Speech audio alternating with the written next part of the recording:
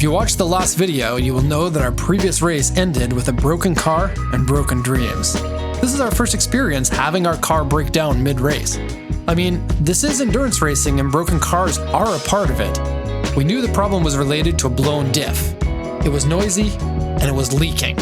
Okay, we're 2 weeks out from the next race and we got race car still with a crying differential.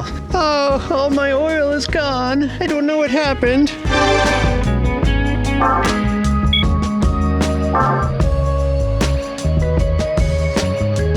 The idea is to use this as our parts car because the NB Miata has a lot of parts that swap over to the NA Miata, also known as the Roadster here. And so today is diff swap because this one's puny and the one that's in there is less puny. And so far we're already running into problems. We got these silly Allen wrench style lugs. Now we don't have the tool to take those off. It's going to be fun for us to go to the store and buy even more things. Look at the two girls with the bums up in the air. I want to go racing, but my differential's broken. Well, you can use mine. So we're going to go ahead and drain the oil from this one, and we'll get to see which little bits come out. Now, I don't think that much oil is going to come out because a lot of it already came out on the racetrack. Some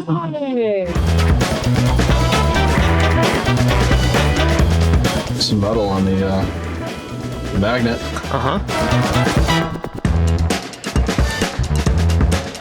Okay.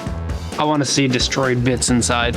Next step, we got to change what else in here. So the axles on the NA version of the Roadster doesn't change over to the NB diff.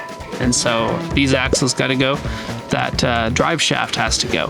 And as far as I know, the NB drive shaft will mount up to the transmission, no problem, even though the transmissions are different between the two cars. Okay, so old one here, we'll come back to that in just a second. What do we have under here? Oh, look at that. That's a big diff. Derek from Derek's Driving Academy here to talk about differentials. Mazda made the NA Roadster with two different differentials. The early model 1600cc ones, like ours, got a sucky 6-inch differential with an optional viscous LSD. The later model 1800cc ones got a non-sucky 7-inch differential with an optional Torsen LSD. The LSD encourages both wheels to turn at the same speed, so to maximize traction out of a corner. This is crucial for any car on the track.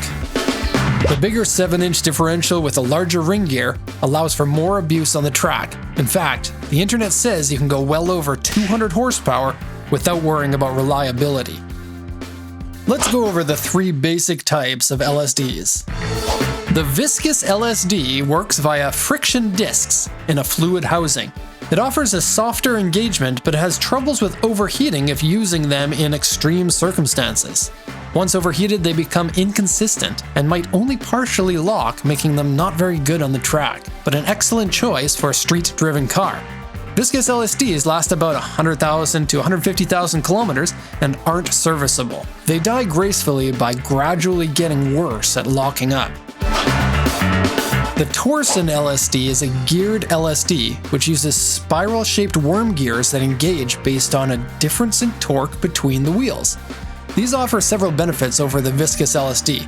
They are a service-less design that should last the duration of the vehicle without falling off in function. This type of LSD biases more torque to the wheel that has the most grip.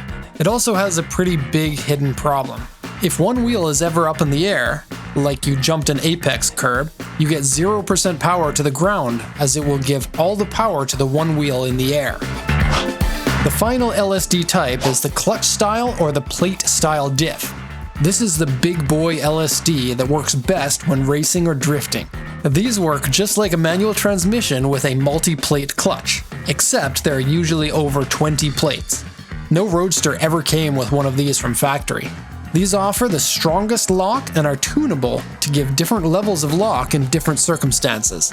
These are considered a racing part, and pretty much no OEM cars ever came with them from factory because they aren't suitable for production cars. These are quite noisy and you can feel them clunk when turning corners.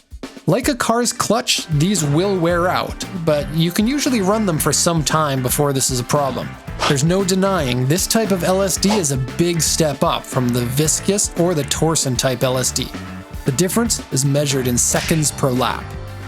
But since money is a problem when you're building a race car, we're not getting that clutch style LSD, and we're using the torsion kind from the NB that we had.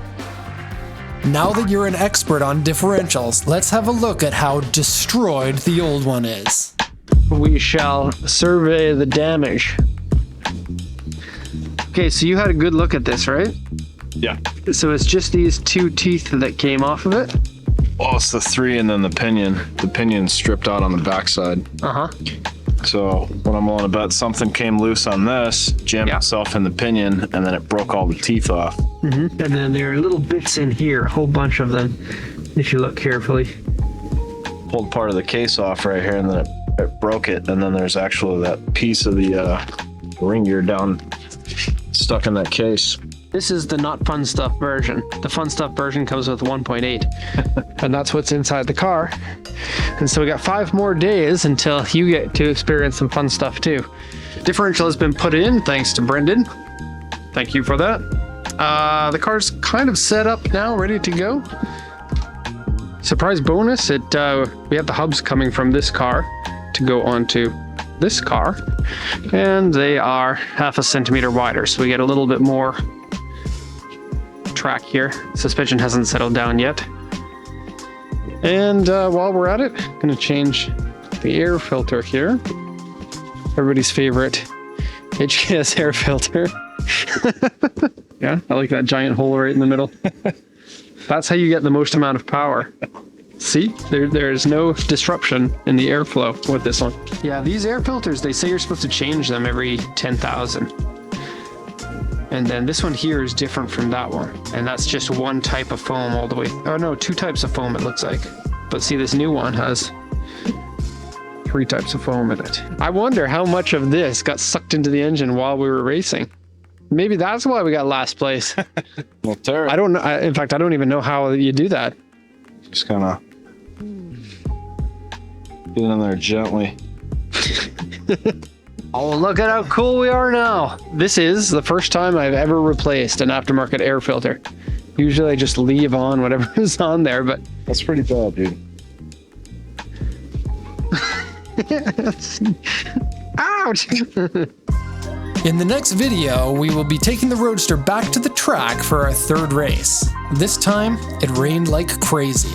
We definitely learned how different racing is in the wet. Will the new diff serve us well, or will we go spinning out into a tire wall? Subscribers can find out next episode.